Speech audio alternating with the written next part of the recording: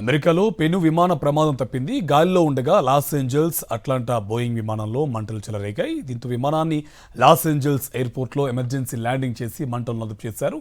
దీంతో ప్రయాణికులు సురక్షితంగా బయటపడ్డారు.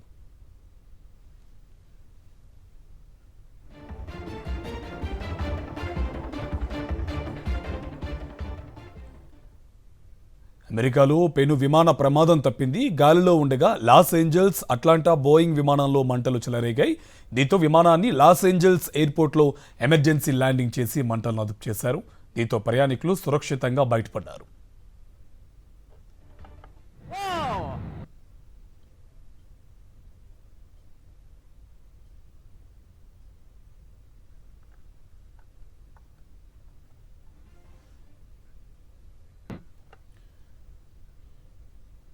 మనం విమాన ప్రమాదానికి సంబంధించినటువంటి దృశ్యాలు మనం చూస్తున్నాం.